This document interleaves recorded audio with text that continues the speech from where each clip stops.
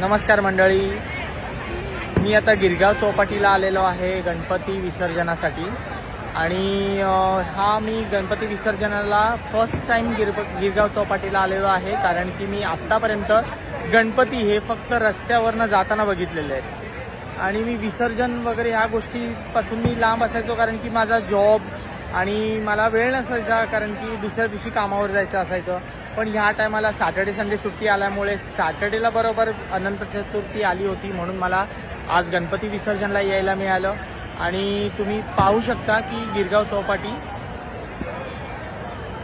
गणपती विसर्जनला खूप क्राऊड आहे इथे.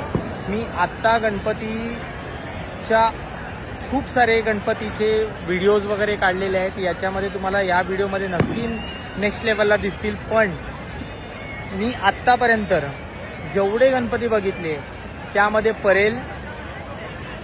परेलचा महाराजा आणि खेतवाडीचा राजा, ओ माय गॉड, 38 फीटचा खेतवाडीचा राजा इतका सुंदर आहे. मला तीच मूर्ती जास्त आवडलेली यावर्षी. पण खरंच सांगतो, गणपती सगळेच सुंदर आहेत, काही प्रश्न आहे, पण 38 फीटचा राजा, बाप रे. मी फर्स्ट टाइम 38 फीटचा गणपती बघितलाय, पण अतिशय सुंदर असा. मी तुम्हाला नक्कीच त्याचे व्हिडिओ शेअर करणार आहे, तो तुम्ही नक्कीच बघा.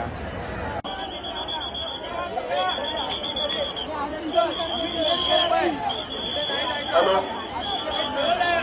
हे ट्रॅक्टर जाऊ द्या, सरळ जाऊ द्या, पुढे सरळ पुढे जाऊ द्या.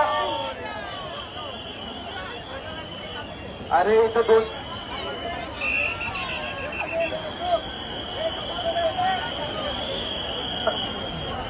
हॅलो,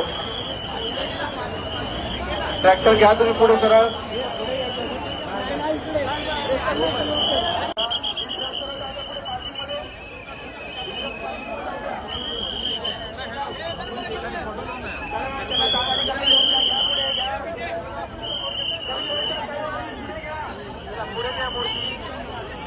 भरपूर जागा आहे, चला घ्या पुढे.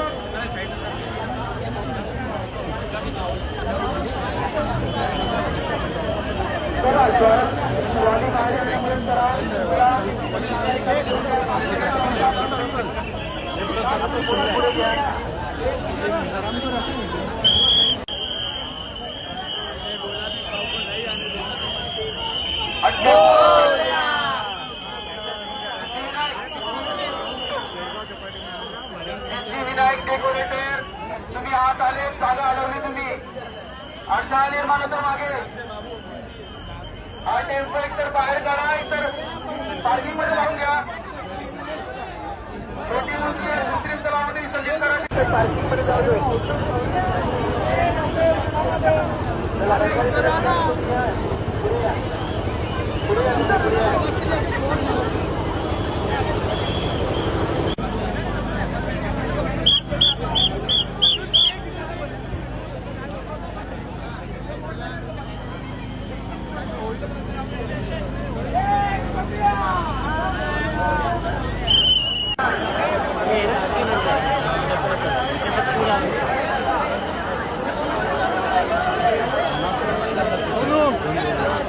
गणपती बाप्पा.